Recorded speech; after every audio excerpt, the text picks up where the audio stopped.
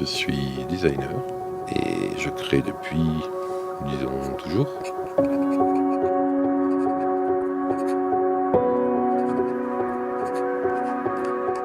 Le design, c'est rendre un produit d'utilisation courante plus innovant que le produit qui existait avant.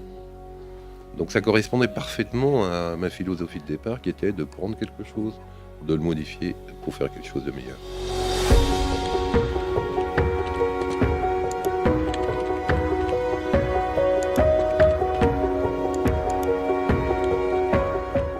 C'est ça qui est étonnant dans la création d'objets, c'est qu'on peut passer des jours et des jours à faire des maquettes, à recouper, à repeindre, à reponcer, etc.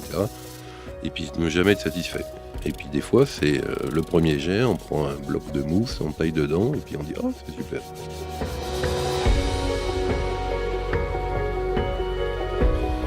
J'ai quand même commencé à designer des motos, c'est-à-dire prendre une moto, à déshabiller tout l'habillage, et puis à refaire un habillage dessus pour faire un nouveau produit, comme toujours.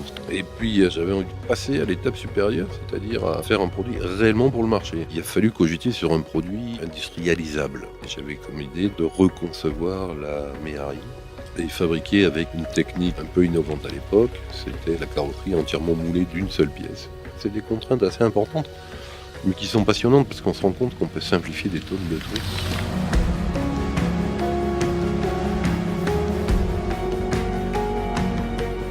Moi j'adore les couteaux, je cuisine pas mal et donc j'avais commencé à travailler sur un couteau.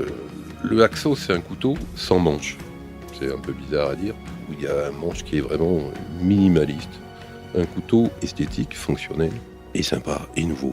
Ça, c'était vraiment l'esprit que j'adore faire parce que c'est vraiment de l'innovation dans un produit qui est quand même millénaire.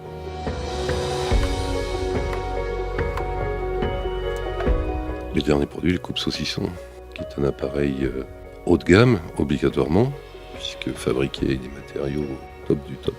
Donc il y a de l'aluminium, de la fonte d'aluminium. La lame est une lame très épaisse, très solide, qui est une lame professionnelle. Les parties dites en plastique sont en baguélite. Je suis quand même un fanat d'automobile et d'aviation.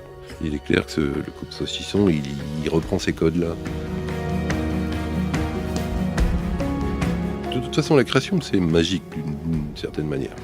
Parce que le premier jet est magique, mais après, il y a d'autres contraintes. Donc il faut utiliser cette magie-là pour continuer à prospecter et voir s'il n'y a pas quelque chose de plus magique. Et la magie, il faut essayer de l'entretenir et puis de la faire comprendre aux autres. Et c'est quand même ça le plus dur.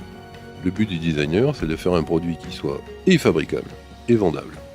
Donc c'est pas que technique. Il faut aussi que le client final soit satisfait du produit.